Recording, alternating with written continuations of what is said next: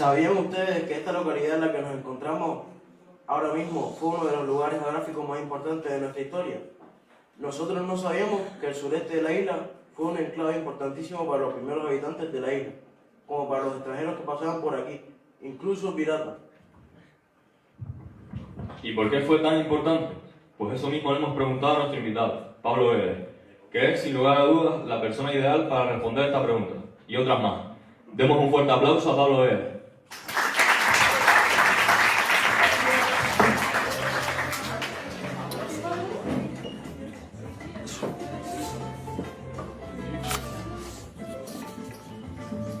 ¿Se oye? ¿No funciona?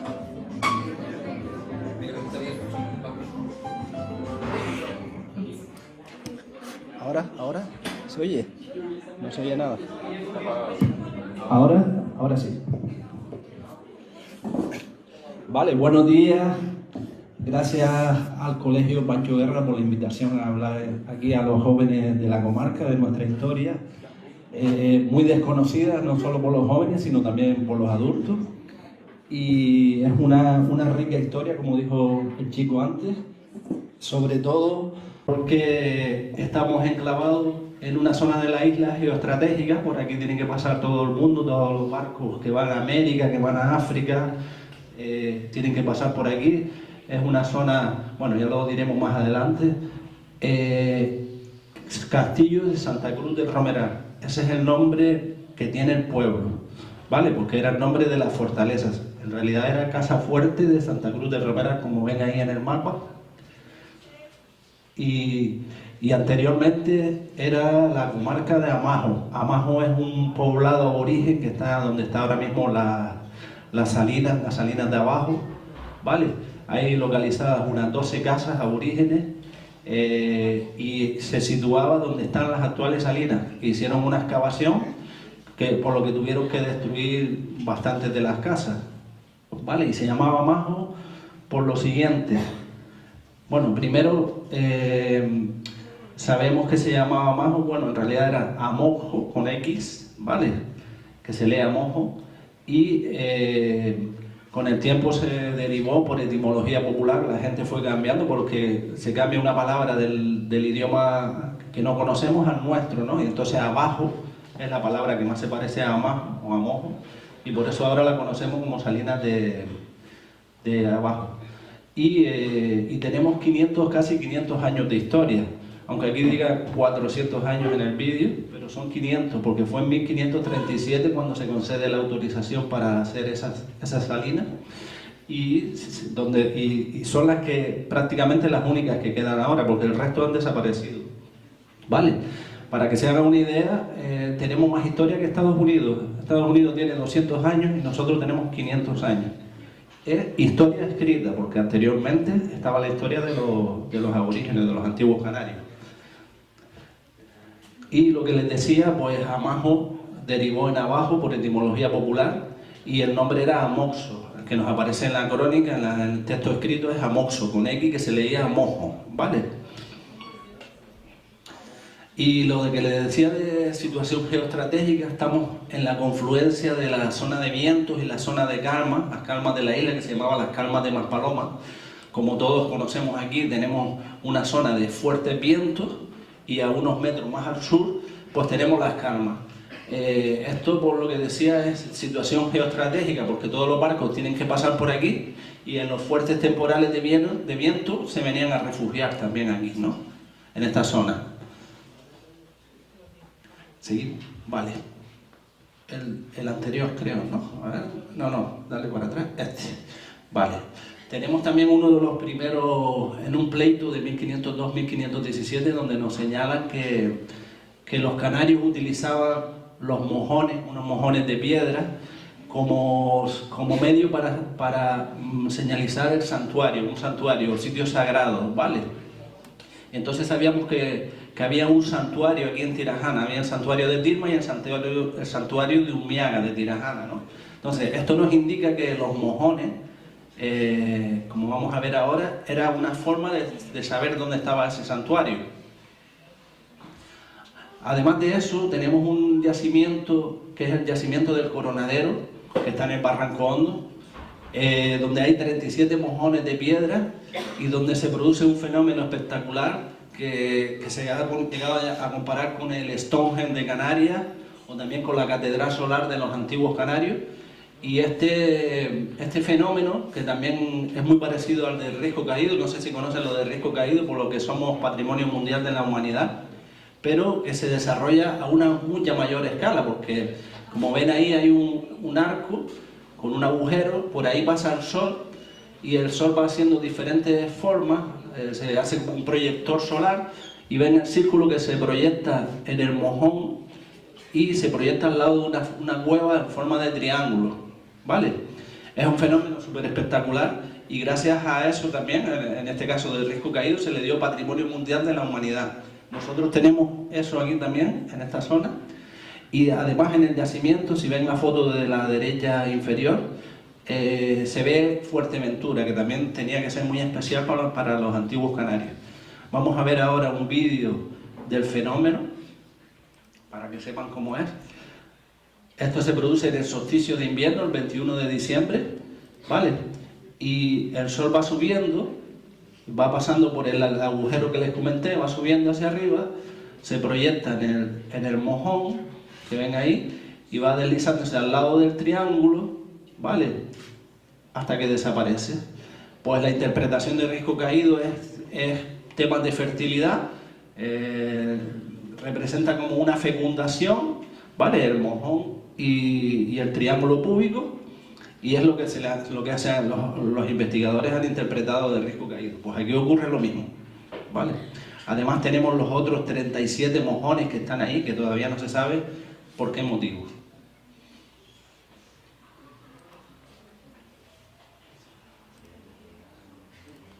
Vale, pues como les decía, el santuario,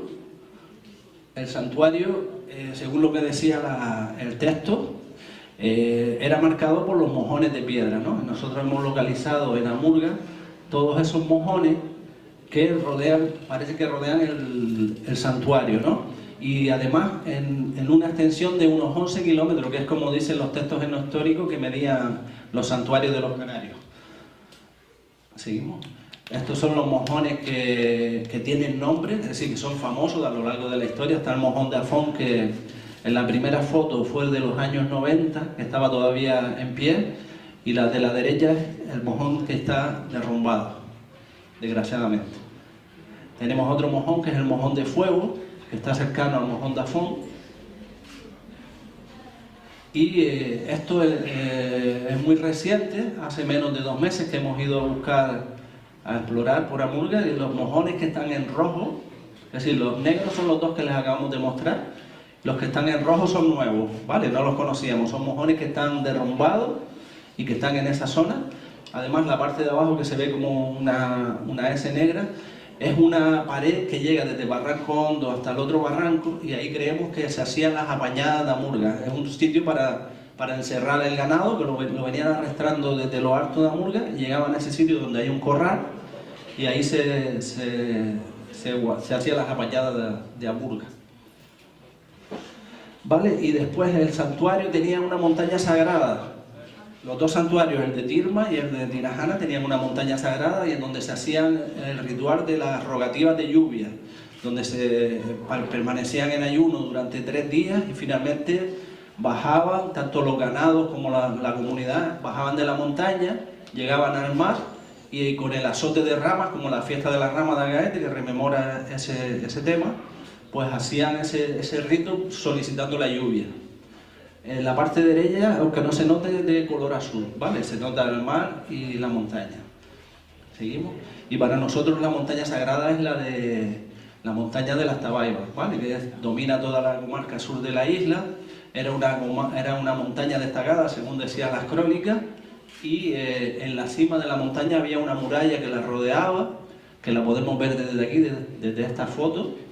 Seguimos. Esta es la montaña, como decíamos, se ve desde todo el sur de la isla. Era una montaña destacada en el paisaje. Y esta es la cima de la montaña, donde vemos una muralla que la rodea, que los textos nos dicen que había una muralla, que había una capilla donde estaban los restos o las momias de los personajes principales, y también había una ara de sacrificio donde hacía los humos, donde hacía el humo donde hacía los pronósticos de lo que tendría que venir. Y todos esos restos los vemos en la cumbre de esta montaña, es por lo que creemos que esta era la Umiaga, la montaña sagrada de Tirajana. Y después también había unos determinados objetos con los que hacían los ritos de rogativas de lluvia. Eran objetos de madera, ¿vale? Estos son objetos que se han encontrado en el Barranco Hondo y la cazoleta estaba en la cueva de Montaña de las Tabaibas. Según se decía, pues con esto echaban agua a las momias solicitando la lluvia y el ídolo, llamado ídolo de Juan Grande, con reminiscencia de lo que ocurre actualmente en África, que hacen como una especie de procesión con un instrumento de madera parecido a este y van solicitando la lluvia, como dicen los textos en lo histórico, que también se hacía aquí.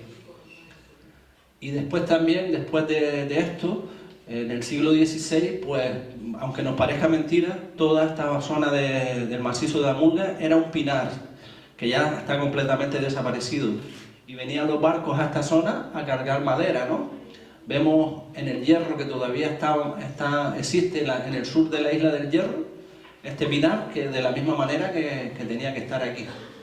Y en menos de un siglo acabaron con todo el pinar de Amurga. Este era el famoso Camino de la Madera del siglo XVI, que llegaba desde esta zona hasta Terde. Las bestias bajaban los troncos de pino desde Amurga, llegaban al Camino de la Madera y las llevaban hasta Terde, o cuando no, las embarcaban también por esta zona. Y en el siglo XVIII tenemos este mapa que han cogido ustedes como cartel para la jornada, donde vemos cómo estaba la situación de la comarca en ese tiempo. Vemos en amarillo eran las tierras del condado, las que estaban labradas, ¿vale? Y el resto, como no sé si yo he remarcado lo que dice el mapa, para que se vea, porque se vea bien, el resto eran tabaibales, ¿vale? En la zona alrededor del pueblo había un bosque de tabaibas, pero un bosque del que no nos hacemos idea, porque según me contaba mi padre, se perdían en medio del bosque. Estaba aquí al lado del pueblo, iban a meterse en el bosque y se perdía la gente del tamaño de las higueras, del tamaño de las tabaibas, que eran calificadas como higueras.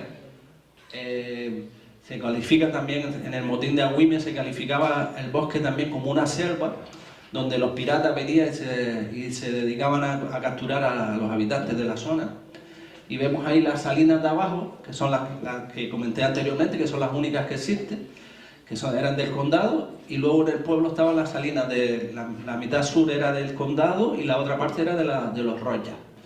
Y también durante este tiempo hubo el famoso motín de Agüime, donde la mayoría de la población se sublevó contra Moreto, que era el predecesor del condado de la Vega Grande, porque pretendía quedarse con todas las tierras. Y aquí vemos las tabaibas, esa tabaiba que se ve en el Jardín Canario, donde prácticamente en la isla no conocemos otro sitio con tabaibas tan grandes como las que se describían aquí en esta zona. Vemos el matorral el topónimo viene por las tabaibas, por el bosque tabaibar, y el nombre que tenía, Tabaibal del Castillo, que todavía aparece en los mapas, pero bueno, ya no existe. Estuvo hasta los años 40 más o menos. Mi tío que está aquí ahora nos hablará de este tema, me imagino que él lo vio. Mi padre me comenta lo que decía, que cuando eran niños se perdían en las tabaibas y que incluso se subían en las tabaibas como si fueran un árbol. Y lo que les decía, un escribano de Agüime nos da una descripción de cómo eran las tierras en esa fecha, donde los grandes tabaibales eran lo destacado. Ahí vemos unas tabaibas. La de la derecha es en Tenerife y la de la izquierda creo que es por abajo, por Tauro, así. Vemos los troncos de tabaiba que se utilizaban también para hacer barzas. Y ahora vamos a hablar de las salinas. Como les decía, las salinas de abajo son las únicas que nos quedan, que están protegidas, están en un espacio protegido, y son la segunda salina más antigua de Canarias, que han estado aquí durante unos 500 años, y esta zona era la zona de mayor producción de sal de Canarias, donde venían todos los barcos, una media de 20 barcos venían mensualmente a cargar la sal, lo que la hacía la zona más comunicada del sur de la isla, y por tanto con la que donde había más habitantes y donde la más importante del sur. Seguimos. Y estas eran las salinas a lo largo de toda la historia. Como les decía, en 1537 fueron las de abajo, luego vinieron las de 1667, las que se hicieron en esta zona del castillo, se llaman las salinas viejas del castillo, y así todas las demás, hasta en 1944, que se hicieron una reforma total de las salinas. Se derrumbaron todas las que había, se hicieron unas nuevas, pero no duraron ni 10 ni 15 años. Con el tema del hielo, con el tema de la conservación de otra manera del pescado, pues se vinieron, la sal no fue necesaria, lo que causó el declive de la salina. Y aquí tenemos la situación de todas las salinas de la zona, desde Agüimes hasta las salinas de abajo, que son las últimas, y por eso se le llamaba a esta zona la costa de las salinas. Vemos las salinas del castillo, las de arriba son las de las casillas, las de color lila, las de color rosa son las viejas, que eran las más antiguas de esta zona. Para que se hagan una idea, donde se ve la parte roja, la mitad es donde están ahora mismo las piscinas naturales, la parte verde es la salina más al sur y la parte naranja es la salina más al norte. Luego estaban otras, las de la casa de en medio, las del jardín, pues había todas las salinas tenían nombres y eran perfectamente conocidas por la población del pueblo. Desgraciadamente han desaparecido y toda esa toponimia se ha perdido. Esta es una foto antigua que tenemos de donde estaban las salinas de la Mejora, que es el barrio de La Caleta, donde ahora mismo está la cofradía de pescadores y la playa. Pues esto era lo que había otro poblado, aquí había dos pueblos, La Caleta y el Castillo Viejo, y este es el pueblo de La Caleta. Seguimos. Y esto se sitúa donde ahora mismo está el intermedio entre las dos piscinas naturales. La zona que está allí, todavía vemos al fondo los restos del molino. Había un molino de viento que servía para impulsar el agua. Las salinas funcionan con el agua sube a la parte superior y se van depositando. Bueno, primeramente va a un cocedero donde se va evaporando y cuando la concentración de sal aumenta, pues se va llevando por gravedad a los diferentes tajos hasta que se termina de cuajar, como les decía la gente de antes, y se convierte en sal. Y después con las salinas, pues tenían los bergantines. Estos se llamaban bergantines a los barcos de pesca que venían a cargar la sal. Como decía, venían una media de 15, 20 barcos pesqueros que estaban aquí durante 2 o 3 días, cargaban la sal. En 3 días llegaban a pescar a la costa de África, a La Güera o Cabo Blanco. Allí pescaban durante 3 días, solamente en 3 días de la cantidad de pesca que había, llenaban en la bodega del barco y tardaban unos 15 días en volver a esta zona. Pasaban por aquí también y luego llegaban a Las Palmas. Los marineros del castillo eran bien considerados porque en esta zona de viento estaban acostumbrados a trabajar con temporales y eran bien considerados y los buscaban para llevarlos a la pesca. Y después decir también sobre este tema que si la vida de la salina, los trabajadores de la salina era una vida dura, que se trabajaba de sol a sol y ahí con altas temperaturas, pues la vida de los barcos era una vida miserable, ¿vale? Nuestros abuelos estuvieron trabajando ahí, tenían que dormir en la cubierta del barco, pasaban frío por la noche, pasaban calor por el día, tenían una comida al día. Los temporales de viento que tenían que subirse para manejar el barco, además peligroso por el tema de si caían al mar y era una vida miserable. Imagínense la gente que viene en pateras que tardan 2 o 3 días en llegar aquí y la cantidad de gente que muere solamente por el viaje. Pues esta era una de las vidas más duras de aquellos tiempos. Este barco es el San Miguel, donde estuvieron trabajando nuestros abuelos. Mi abuelo trabajó aquí y estuvo trabajando después en el turismo en Puerto Rico y terminó aquí en la central térmica. Ahí están los restos del barco, se le prendió fuego y desapareció. ¿Seguimos? Y debido a las salinas, pues venían los piratas. Era un sitio muy comunicado, como decía, del sur, un sitio geoestratégico. Todos los barcos que venían de Las Palmas, que se dirigían a América, tenían que pasar por aquí. pues los piratas eran presas de los piratas. Esta zona fue muy frecuentada por piratas. Tenemos a Drake, tenemos los principales piratas, Van der Does, tenemos los piratas moriscos.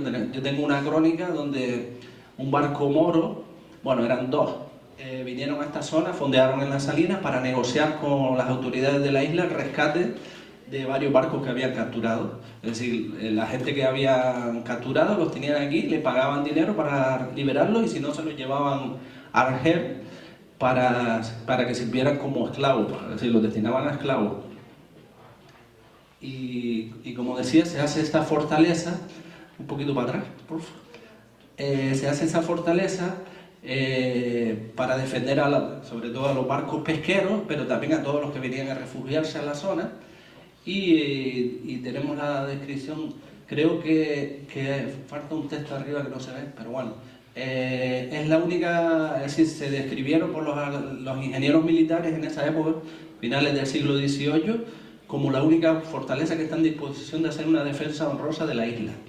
Es que la fortaleza era privada, la familia Rocha llevaba, se pertrechaba la fortaleza, no era una fortaleza del Estado, del reino, sino que era una fortaleza privada. Y era, según este ingeniero militar, era la única que se podía hacer una defensa de la isla cuando continuamente estábamos en guerra con Inglaterra o por los piratas, y era la única en disposición de hacer una defensa. Cabían hasta 400 personas, tenía capacidad para 400 personas y tenía unos 12 cañones. ¿Seguimos? Y estos son los restos que quedan de la fortaleza en los años 40, cuando un general hace un libro sobre las fortificaciones de Canarias y hace dibujos de los diferentes. El anterior dibujo también es de ese general, el general Pinto de la Rosa, y esto era la situación en los años 40 del castillo. ¿Seguimos? Y estos son los restos que quedan actualmente en pie. Detrás del restaurante Mamá Gata vemos esta casa Dos Aguas, que era un almacén del castillo. Y se publicó un libro. Cifrido Muñoz era un periodista que vivía aquí en el pueblo, que publicó un libro sobre una leyenda de la familia Guedes en el castillo, que es la leyenda del rey Sebastián de Portugal. Y el libro trataba que este rey estaba aquí refugiado en esta época en el castillo. Es una leyenda de la familia Guedes. ¿Vale? Seguimos. Está todo descuadrado. Nada, pues esta es la última diapositiva y aquí les reflejo en 1897 los vecinos que vivían en el pueblo, ¿vale? Destacando la familia Herrera con 47 vecinos que vivían en el barrio de La Caleta y la familia Guedes con 41 vecinos que vivían en el barrio de aquí del Castillo. La familia Guedes, pues el primer Guedes que estuvo aquí llegó en 1780, finales del siglo XVII, ¿vale? Y era condestable de la Casa Fuerte, era el mayordomo de la Salina y vivía en la misma Casa Fuerte. Hasta bien entrado el siglo XX vivían en la Casa Fuerte y ya luego después estaban la mayoría de la población del pueblo desciende de esta familia. Y nada, con esto terminamos. No sé si quieren hacer preguntas o lo que tenían previsto. Bueno, primero, me olvidaba, antes vamos a mostrar un vídeo. Este vídeo se hizo en el año 1997, ¿vale? Tiene casi 28 o 30 años. Quiero dar las gracias a los compañeros que están aquí, a José Luis Lozano y Manolo Rivero, porque el vídeo estaba en vídeo y ya no existe vídeo y ellos han logrado pasarlo a digital para que lo podamos ver. Y también al editor del vídeo, a Pedro Artiles, que también me lo consiguió por otro lado, ¿vale? Y aquí en el vídeo se muestran los últimos salineros que habían en esa fecha, ¿vale? Desgraciadamente solo queda Juan García, con lo que va a desaparecer una tradición que estuvo durante 500 años, la profesión de salinero, que ya nadie la va a realizar y que va a desaparecer. Pues vamos con el vídeo.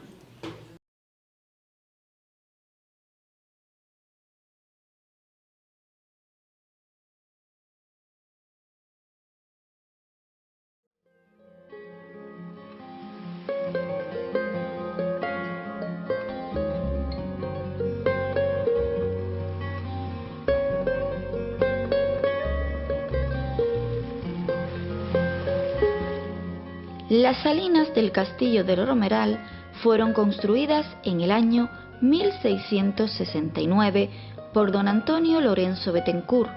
Se pidió al rey Carlos II la construcción de las salinas en un lugar llamado Las Calmas de Maspalomas, a orillas del mar, en la zona de Sardina del Sur. Las salinas fueron una fuente de riqueza para nuestro pueblo, junto con la ganadería, hasta principios del siglo XVII, en que aparecen los primeros pescadores en la zona de la Caleta. En el año 1681 se empieza a construir la fortaleza, con el fin de proteger las salinas de ataques piratas. Se termina de construir y se artilló en el año 1704 por don Francisco Romero Saraquemada, capitán de artillería. Las salinas fueron marcando la historia de nuestro pueblo desde el año 1669 hasta 1950. De las salinas y de su castillo, para salvaguardar la sal que los piratas de distintos países se llevaban en los vejeles, naves piratas, nace el nombre del castillo de la Santa Cruz del Romeral. Los compradores más importantes de la sal eran los barcos que iban a África a pescar en las costas de Cabo Blanco y La Güera. Estos barcos también tenían marineros del pueblo y pasaban por el castillo a coger la sal que necesitaban para salar el pescado. Fondeaban a 500 o 600 metros de la orilla y transportaban la sal con lanchas y cuadrillas de hombres. Trabajé en las salinas del castillo aproximadamente unos 4 años y medio, hasta que me fui al ejército, que ya no volví más a él.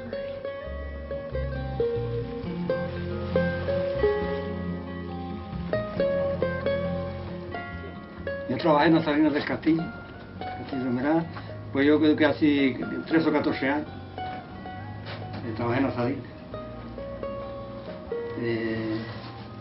Era un pueblillo nuevo, cuando eso ganaba 30 pesetas a la semana. Pues como me llevaron allí, pues tenía que casar y hacer lo que podía.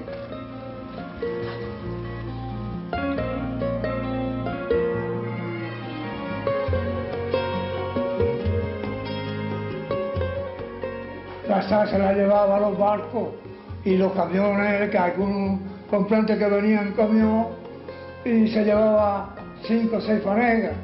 Pero después venían los barcos que venían con la libranza allá de los amos, de los Jorges o de los Maciones. De los Maciones, los Jorges no, porque los Jorges la llevaban directamente, como eran de ellos, se la llevaban ellos de por sí.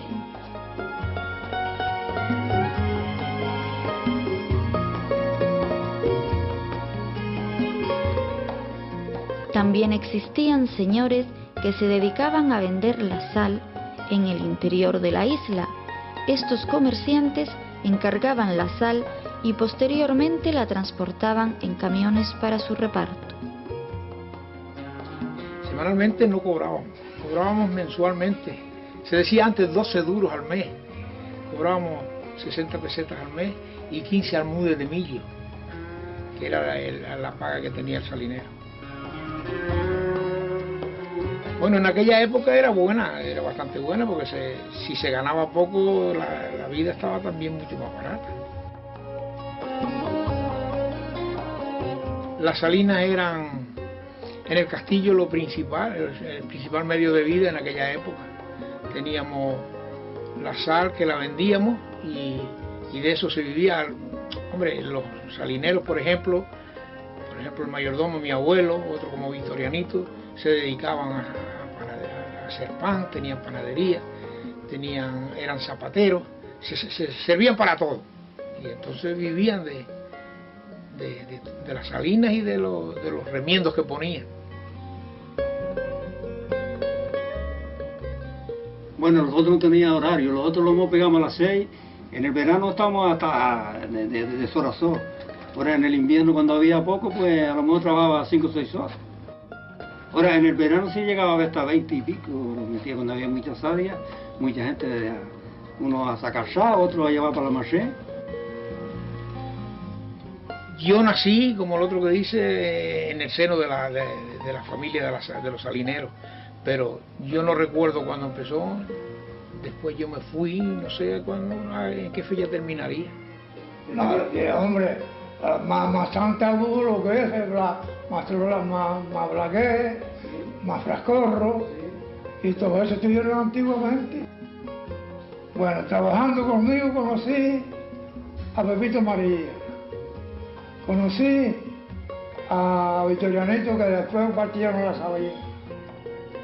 Del castillo me acuerdo de verlo, el segundo piso, ya el tercer piso ya lo tenían quitado, pero el segundo piso, si me acuerdo de verlo, hasta ahora el más helado.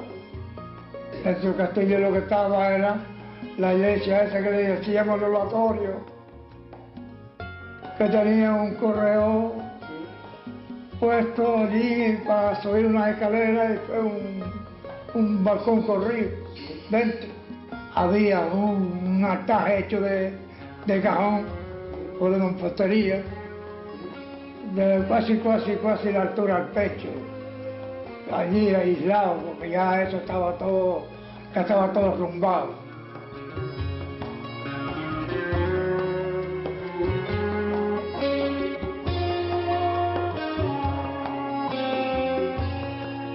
Los agricultores que venían en bestias compraban sal y la pagaban en especies, tunos, higos, naranjas, almendras. A las gentes del pueblo no se les cobraba la sal. Esta era utilizada para salar el pescado y la carne, ya que casi todos los vecinos criaban cochinos y cabras.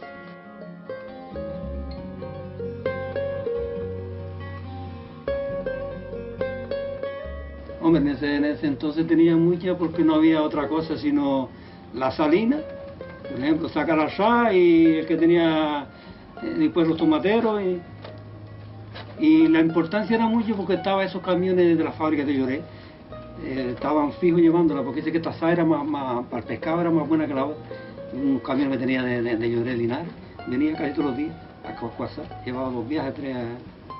Las salinas tienen varios nombres, o sea, estaban las casillas por encima, las casillas por debajo, las viejas, las altas por arriba, las altas por abajo, el rabí, la casa del medio y la mejora.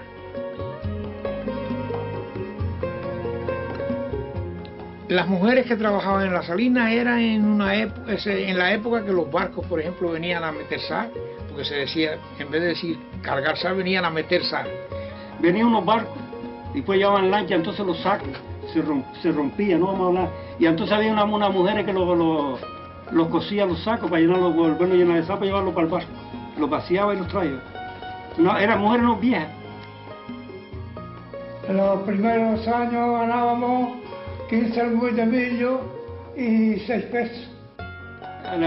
Le poníamos nombreta cualquiera, le decíamos, uno le decía que si Bartolo, el otro, y no sé, el otro le poníamos apodo. Que yo era muy apreciado entre los salineros, pero yo era muy mataperro, le hacía muchas perrerías a los pobres viejos.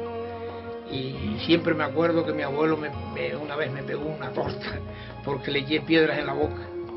Estaba durmiendo, boca arriba, y le eché unas piedras en la boca y me pegó un puñetazo que casi me mata.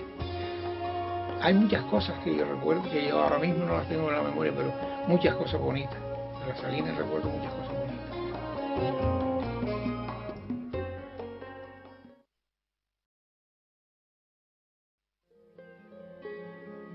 La sal no se pesaba, se medía con un cajón de madera llamado media. 4 medias eran una fanega, que pesaba aproximadamente 130 o 140 kilos. La diferencia estaba en la calidad de la sal.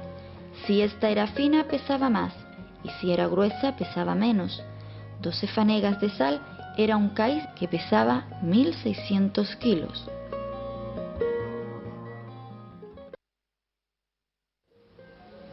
Eso que llegan de la salina, como ustedes ya vieron, llegan al almacén empaquetados, se ponen en pallet, de aquí se pasa a la máquina envasadora y la máquina envasadora se lo echamos a la tolva que está más cerca del suelo. De aquí sube a la tolva de la máquina, que ya ha sido la máquina, tiene un dosificador y pasa a los paquetillos.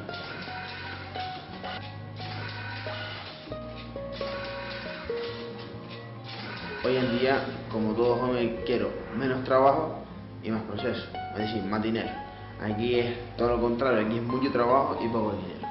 Y por eso es la causa de que la gente joven no se dedica a trabajar en esa línea. Esta empresa lo que necesita es ayudas tanto del gobierno de Canarias como del Cabildo Insular de Gran Canaria o también del Ayuntamiento de Santa Lucía. También que nos ayude, pues porque si no esto en un breve plazo de tiempo pues se va.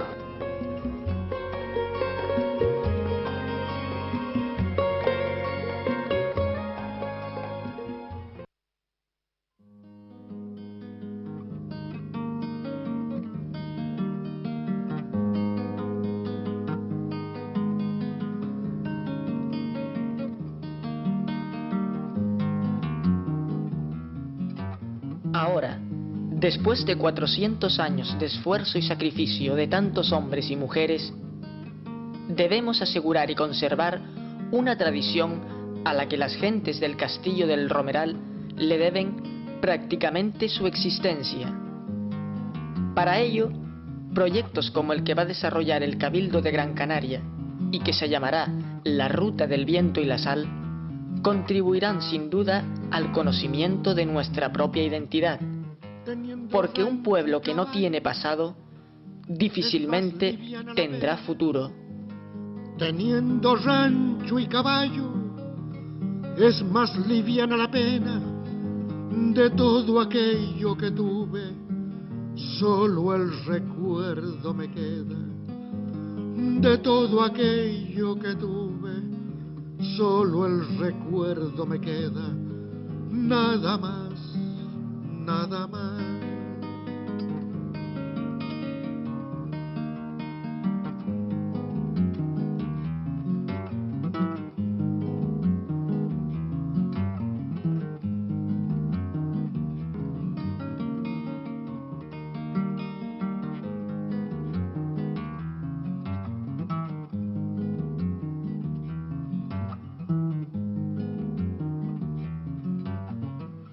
Me gusta mirarlo al hombre plantado sobre la tierra.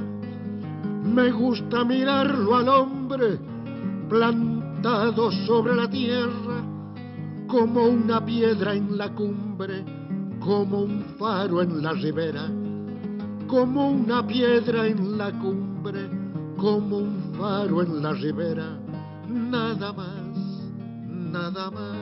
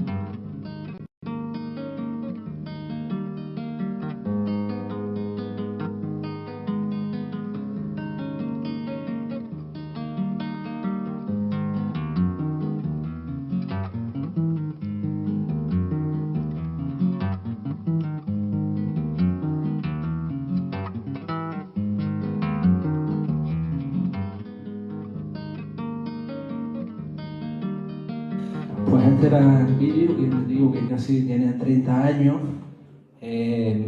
ellos nos cuentan su vivencia, cómo trabajaban, cómo era la vida en aquella época, que era una vida... ustedes no se pueden hacer una idea con las comodidades que tenemos hoy día, que tienen de todo prácticamente, y ellos para ganarse el pan, para poder comer, pues tenían que hacer esta vida. Si esta era una vida muy dura, como les decía, la de los pescadores era miserable, ¿vale? Pues nada, no sé si tenemos ahora, no sé cómo es el guión. Ahora, vale, yo decirles que al que esté interesado en la historia del sur, del pueblo y del sur, tenemos el blog de historia de Castillo del Romeral y el Facebook de historia de Castillo del Romeral, donde tiene toda esta información de la que hemos hablado aquí. Y nada, ahí lo pueden ver. Y si después tienen alguna pregunta, pues aquí estamos.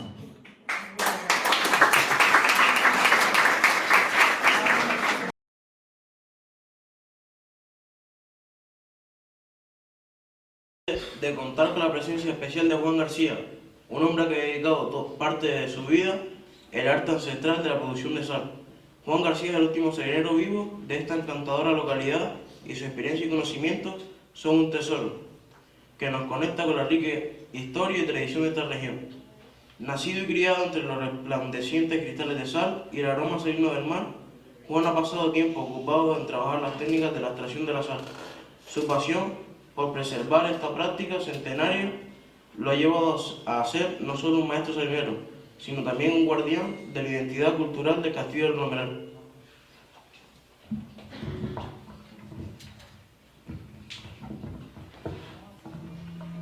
En esta entrevista conoceremos la vida y el legado de Juan García, así como su visión de la industria salinera en esta pintoresca localidad canaria. Sin más preámbulos, démosle la bienvenida a Juan García, el último salinero del Castillo del Romeral.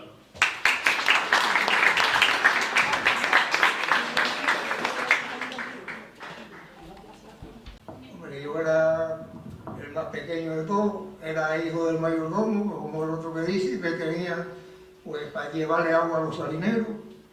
Y quiere decir que casi todos eran 15 o 20 años más viejos que yo. Hasta que fui saliendo y me hice, he tenido la suerte de ser el último. ¿En qué consistía exactamente tu trabajo en la salina cuando tenías los 10 años eso? ¿En qué consistía? ¿Qué hacías? Llevarle agua a la gente. ¿Mantenerla fresca? Mantenerla, exactamente. ¿Y te pagaban por eso? ¿Te pagaban por ese trabajo? A eso sí, la que no me acuerdo. Me diste 2 o 3 pesetas. Lo de las mareas cada 15 Hombre, días. eso para 15 días se llenaban los poseros de agua. Esperamos que el agua se fuera evaporando y se pusiera más salar. Entonces se sacaba la sal a manual como se de ahí y se daba agua con bomberos y con motores que teníamos. No tenía otra técnica. Explícalo del bombero, que era el trabajo más duro de El bombero, claro. El bombero era a mano. A mano, es que eso. Subía el agua a mano. Claro, el bombero. Explica que en la Era un salina cuadro, parecía una choza india de esa, de Un trípode. sí, y teníamos un cabo y dábamos agua con los bomberos, así a pulso para adelante. No podías estar más de 20 minutos. Sí, teníamos que relevar algún momento porque era forzoso. Pero sí, había que subir el agua, cuando Sí, eso hacía sí, un eso- de viento había que subirla a un nivel más arriba para que luego se fueran los tacos. Tú sabías que hacerlo. Sí, en la parte alta teníamos el molino que le daba el agua, pero la parte de abajo la teníamos que dar nosotros como bomberos. Y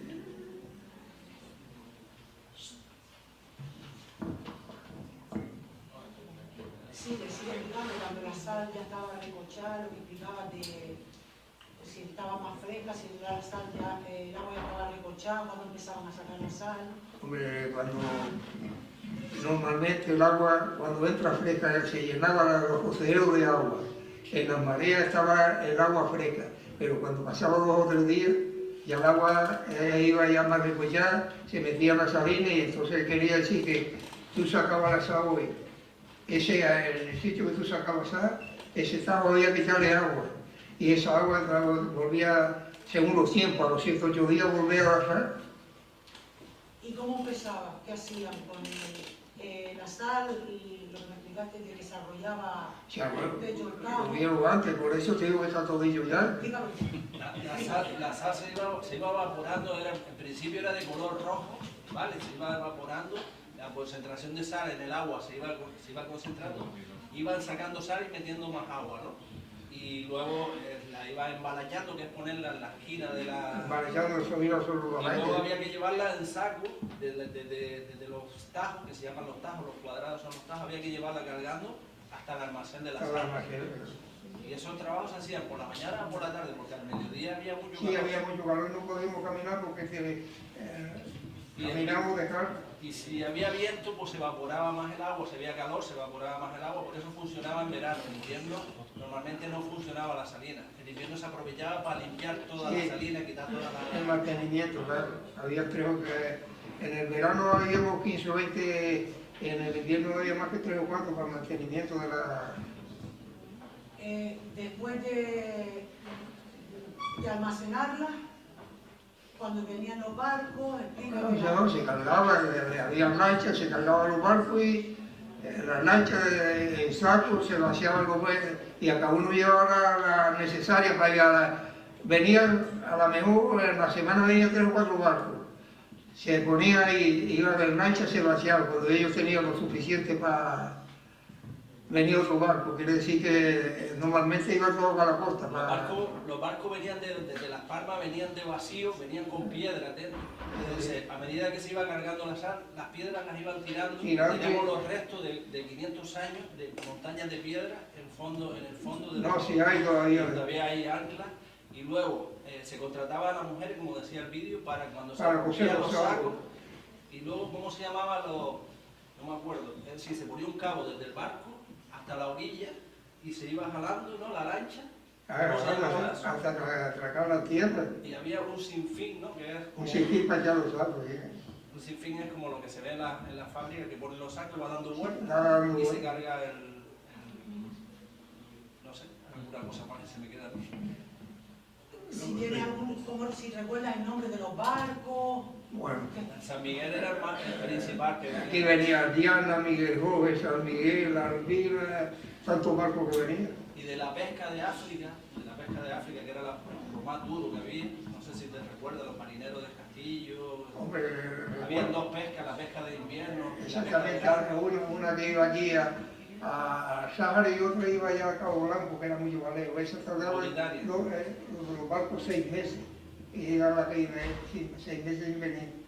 Los de aquí iba a lo mejor hasta 2 meses. Pero es una cosa moderna, lo de los 6 meses, moderna dentro de lo que cabe, porque había los Jorge, que fueron los que hicieron la salina de los años 40, tenían una flota de barcos, y los barcos se quedaban pescando 6 meses y había un correillo, o el correillo, por ejemplo, La Palma, que se llamaba Diana.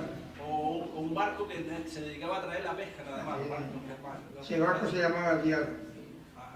Y después estaba la pesca de invierno que me costaba a mi padre, que nadie quería ir a esa porque era la más peligrosa, donde había más temporales, más frío y duraba menos tiempo, pero que la gente no, si lo podía, si no le quedaba más remedio no iba, pero si no tenía dinero había que ir. No había otra cosa.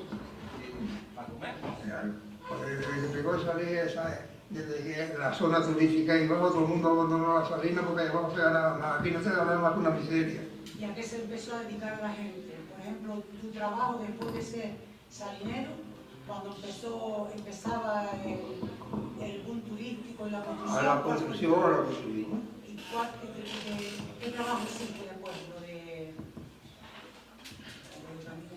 De todo lo que es la construcción y todo, Bueno, pero antes que eso era lo de despedregar para los tomateros. Sí, vale. Es decir, entre el turismo y la salina vino lo de los tomateros. Bueno, lo que decía del bosque de que desapareció, no sé si usted lo vio. Sí, aquí, yo me acuerdo. El bosque de Tabaibá desapareció completamente con los tomateros. Yo me acuerdo que aquel barrio de Tirajana era un bosque de trabajo que no se recuerda. Eso fue en los años 40. Pero lo de la brosa y todo eso, ese trabajo cuando empezó. Eso fue mucho más tarde, eso fue cuando pegó la construcción, ¿no?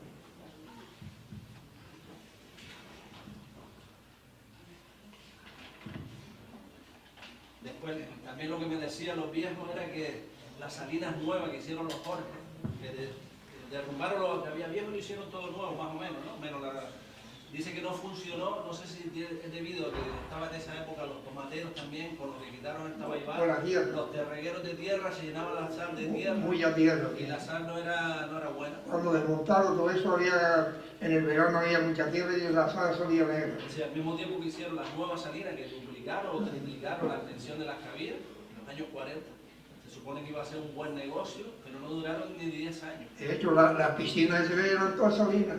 Incluso por abajo de las piscinas pasaban los camiones, aquello apenas conmigo la más arriba, había lo menos 40 o 50 metros más que le llamaban los balaches, había almacenes y todo, por abajo de las salinas pasaban los camiones. Las salinas siempre igual, pusieron... No, siempre era más, eso era lo más siempre, como lo había... Lo de subir el agua, ¿no? Cambiaron los bomberos, pusieron el molino de viento en un primer lugar. No, pero esto era para la de abajo siempre igual. La de abajo, es que él dice que era una llana, otra en alto. Sí, claro, sí. Las de abajo siempre se hacían de la misma... Y luego donde estaba el molino de viento, que trabajó nuestro abuelo, el molino se cayó del molino. Sí, se cayó la pierna. Y mi padre... Pues después vino un motor, para subir el trabajo más duro era subir el agua de nivel. De hecho, eso mismo está sobre la salina. En la salina, yo conozco, estaba en la salina de abajo, que era donde esconde. Después está donde está también de José García. Esta es nuestra, esta la del Matorral, esta es Santa Fe. La Tenerife. El Tenerife y la de Arinaga también. La Arinaga y la de Burrero. Porque quiere decir toda la orilla de la playa de la salina. Pero para que los chiquillos entiendan, sería desde lo que era el Barranco Hondo, que todavía hay casas allí media, todavía enseñan de salina allí. Donde está el poblado origen, las salinas se hicieron arriba del poblado, son las únicas que quedan. Prácticamente, bueno, las de Tenerife también, pero de aquí de esta zona son las únicas que quedan.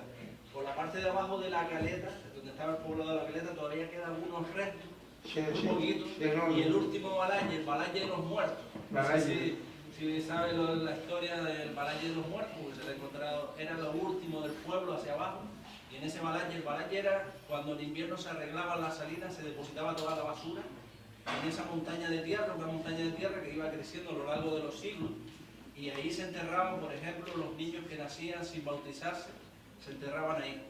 Y ahí se han encontrado una serie de muertos, incluso algunos con agujeros en el cráneo, que se supone que eran de los ataques piratas. ¿Vale? Y se han encontrado... Según fue subiendo la marea, se iba llevando los balaches y se iban descubriendo los restos de los muertos. También se encontraron unos restos con un pañuelo, con unas monedas de los años 1850, que fue de la epidemia de cólera que hubo en esos años. Pues como este era el sitio más comunicado del sur de la isla, pues los barcos transmitieron el cólera que estaba en Las Palmas, lo transmitieron aquí al pueblo y seguramente esa persona falleció porque lo enterraron con el dinero y todo, falleció y lo enterraron ahí. En aquella época en Las Palmas había una población de 60.000 personas y murieron 10.000 personas. ¿Vale? La epidemia se contagió por toda la isla y... Eso, entonces llegaban desde Barranco Hondo hasta aquí y de ancho, por ejemplo. Estaban situadas aquí encima de la piscina, la Casa de la Cultura, y de ancho. Hombre, yo lo que sé decirte que en la época me acuerdo yo que teníamos unos 1.600 y pico tablas, y teníamos nosotros entre la casilla por arriba, la casilla por abajo, la vieja, el Belí, el Gaví y la Mejora. Había unos 1.500, 1.600 tablas, eso sí recuerdo yo, eso lo voy a decir yo a mi tío y a mi padre. Como decía antes, toda esta toponimia desapareció, ya no queda nada, todos esos nombres, todos los nombres que tenían las tareas de la salina, los salineros, muchos nombres también han desaparecido, todos los trabajos, toda esa cosa. Es decir, esa rica etnografía que teníamos aquí, todo eso ha desaparecido. Y él es el último que ya. Algo que recuerde que me dijiste cuando era pequeño, como vinieron unos camiones militares, llevaban camiones todavía. No, yo sí recuerdo cuando se llevaban los cañones aquí, unos camiones del ejército, con bomba maciza, y se llevaron aquí en el Castillo Viejo, desenterraron, me acuerdo yo, unos 5 o 6 cañones que había, y se los llevaron todos para La Palma, me acuerdo yo cuando se llevaron los cañones. Yo era un niño, me acuerdo cuando desenterraban los cañones y se los llevaban. Se lo llevaron para, los cañones, para hacer metralla para el tema de la guerra. Los cañones eran unos tubos largos, unos tubos No hemos nombrado, pero hay un cañón aquí en la Casa de la Cultura que se rescató. Ahí está el peso y todavía el barco hundido, que probablemente era una carabela en la salina de abajo, estaba frente a la salina de abajo, estaba hundido, y el cañón que está aquí en la Casa de la Cultura, un falcón pedrero del siglo XVI, pues era de una carabela que estaba, seguramente tendría que ver con la sal también, porque está frente de la salina, o del poblado de los Auriles. El mar, la gente. Porque ¿qué ha sido el mar para la gente del castillo, por ejemplo? Hombre, normalmente del mar se vivió aquí siempre.